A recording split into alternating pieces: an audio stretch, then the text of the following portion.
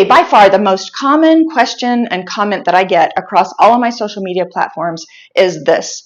I'm getting ready to go to a wedding and I want to know some moves so that I can A, have a really good time on the dance floor because I usually don't, or B, impress my friends and family. And I've made videos in the past of dance floor combos that you can learn, but I've never actually addressed how to dance at a wedding or any event that has a dance floor. So let me go through a couple of tips that I have learned the hard way about dancing in public. So the first mistake I made was dress length. I went to a wedding with a really long gown, which was fine when I had my high heels on, but as soon as I took my shoes off, the dress was too long. I stepped on the hem of the dress, slipped, and fell, just sprawled across the dance floor. It was so humiliating.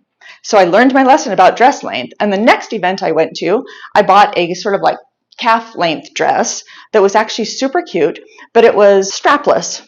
And even though it was kind of a nice thick material and I didn't have to wear a bra under it, I definitely did not like bouncing around without support. So make sure that you pick a dress with an upper body that allows you to wear the type of bra that you would want to dance in. Okay, third mistake I made was I didn't bring any shoes to put on, and so I ended up dancing in hose. And believe me, you do not want to dance in hose on a dance floor. A, it's kind of gross. And B, it's so slick that you just really won't have fun. You'll be so concerned about falling. So the last wedding I went to, I bought these little fold-up shoes. Now I know you've all seen these fold-up shoes. They've been around for 100 years. And they always come in like a little pouch. But most of the time, they're like super, super thin ballet slippers. Like all they're doing is protecting you from whatever is gross on the floor. But these ones I got, and I'm not endorsing these in any way whatsoever. They're just the ones that I found on Amazon. But they're called Dream Pairs. And the reason I love them more than any other ones is because they have a hard sole. So it's still a rubber sole, so they're not going to slip. But it's hard, and so I'm actually getting a little bit of support. And it feels a lot more like dancing in sneakers, which is what I usually do.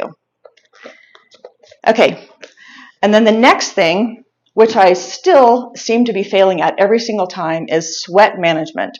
Now, I am the sweatiest chick in the world, and as soon as I start dancing, I just start dripping in sweat. So if you're one of those people that has, really heavy makeup, or you had a really great makeup job, and all of that is going to melt off your face, you're going to have to think about that going into your dance session. I actually don't wear a lot of makeup, but when I do, I try to wear the kind that won't run when I start to sweat. Okay, so those are the basics. The next thing I want to talk about is the music and floor. So if you have been practicing with me, you know that tempo is really, really important as you're building up your skills. You'll start at a lower tempo, and then over the course of time, you get a little bit faster. Don't try to go out there in front of all your friends and family and dance to a song that is too fast of a tempo for you. In fact, you should go into this event knowing exactly what your dance tempo should be. But I do know it's really hard to gauge tempo when you're just out there. You're like, what tempo is this song? And you certainly don't want to be on your phone looking for beats per minute every time a new song comes on. So you're going to have to gauge that all on your own. So my approach is I walk over to the bar, and when a song comes on, I just do a tiny little thing with my feet. I go like this. Or I might try to do like a quick running man, just like really subtle and in the back. And I can immediately tell if that song is going to be too fast, or in some cases too slow. But I'll tell you right now, the last thing you want to do is get out there with some cool moves, but not hold the beat. That's a killer. Okay, floor space. Usually the dance floor is really crowded, especially when a really fun song comes on that everybody wants to dance to. So you might be confined to a really small dance space. And in that case, you're going to want to keep your moves kind of small and inside. You're not going to want to be doing great big wide Polly Pockets in a really narrow space. You're going to trip people. It's going to be really annoying. So instead, pick moves that are a little bit subtle, ones that kind of keep your feet in. And use your upper body, your arms, to add your expressiveness.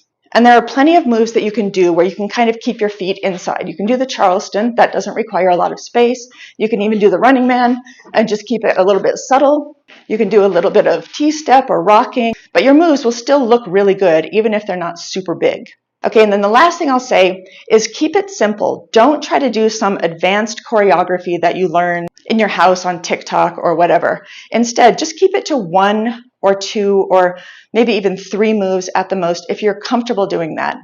So as an example, the combo that I did in the demo here was only 2 moves. It was the Charleston and the side Charleston.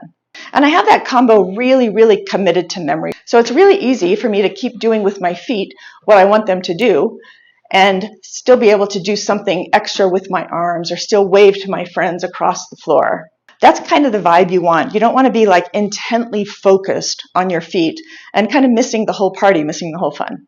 So let me now show you what I did in the demo. It was really only an 8-count combo with 2 different moves. It was Charleston and side Charleston. So it was like this. And 1 and 2 and 3 and 4 and then switch to the side Charleston, 5 and 6 and 7 and 8 and. Now we're back up to the same perch and we can just keep that going. 1, 2, 3, 4, side Charleston, 6, 7, 8. Forward Charleston, 2, 3, 4, side, 5, 6, 7, 8. And you'll notice even when I'm demonstrating it right here, how closely I'm keeping my feet together so you don't kick everybody. Okay, one more time on that.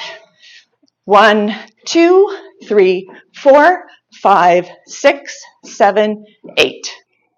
Okay, and then if you're struggling with either of those 2 moves, I do have very slow, detailed tutorials on how to do those. And you can find them on my YouTube channel, but please reach out if you have any questions or if you can't find them. Okay, so I hope this was helpful. If you lasted this long, thanks so much for watching. See you next time.